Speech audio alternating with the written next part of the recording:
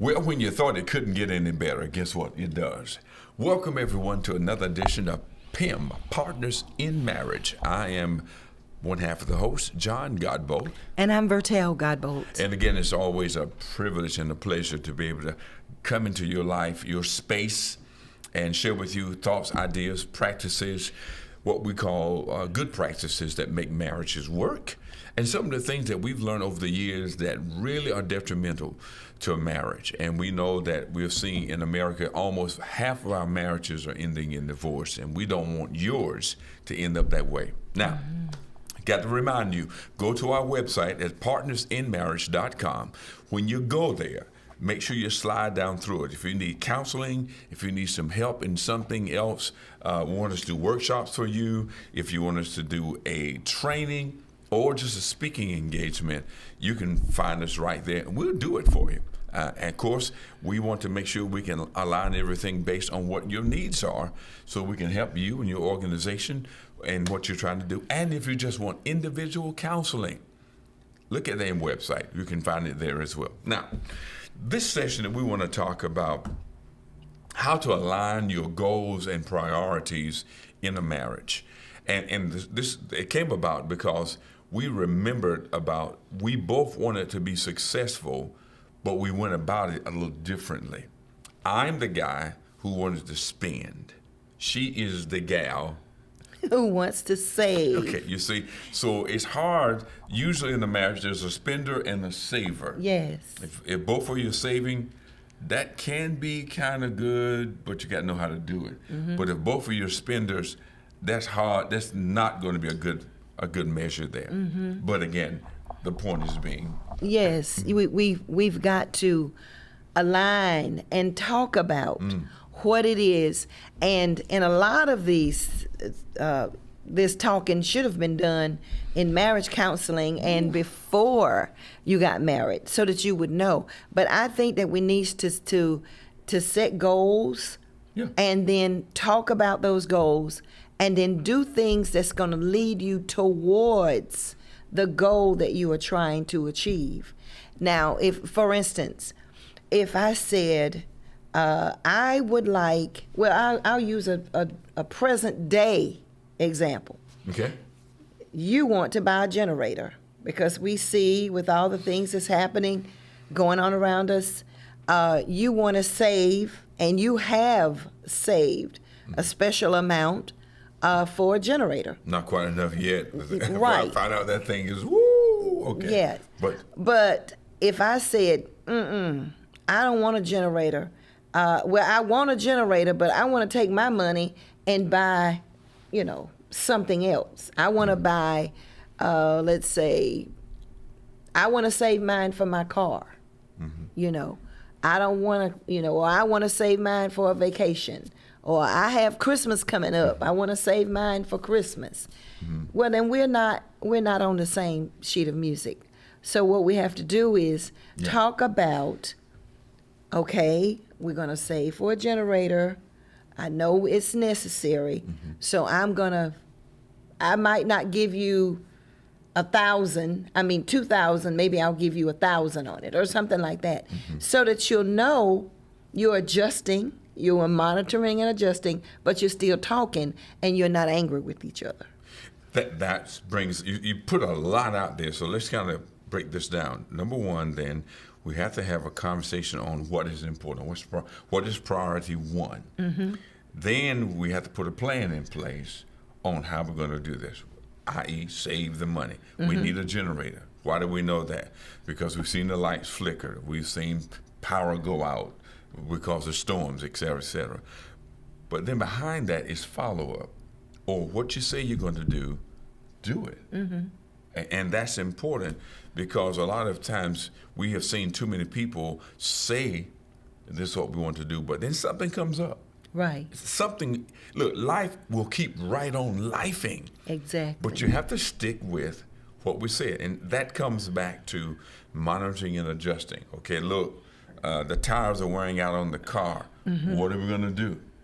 Okay, but we need this generator. Yes. We agreed to getting the generator. So what are we going to do? Okay, we're going to stop driving the car so much and still go toward the generator, or do we slack off. It's okay as long as we monitor and adjust and agree together, because you don't need bad tires in bad weather. Exactly. And then something happens, and we're trying to get a generator, and then you have an accident. Right. So knowing where to monitor and adjust is important, not just etched in stone when it comes to something that important. Exactly. And then being open about it and communicating and understanding what it is, and not just, oh, I'm always the one, and it seems like the person would say, I'm always the one that's got to compromise. That's always got to give up what I want. Yeah. And so you really got to, air it out and really talk about, so that the person doesn't feel like they're being used. Yeah, and that's why sometimes with those, when one person's priority happens to be, and I'm not trying to be hard on anybody, if hair and nails, and that's their priority, versus somebody who's saying, look, we need to make sure we got enough X, Y, and Z in the house because winter is coming. Or, I got to get a new roof, or we need windows. Right. Okay, so how do we still get the other person who has the need for hair, nails, and toes taken care of? Right. And still get the windows. But coming together and agreeing is the more important. And so once you, like you said, there's a balance here. We'll give you, each person, the opportunity to get what they need, but maybe not when you want it. Right. Because part of marriage is being patient, Yes. kind, sharing, giving, taking, working together, like a bicycle, pedaling, one up, one down. Your time is coming, my time is coming. We just keep working together.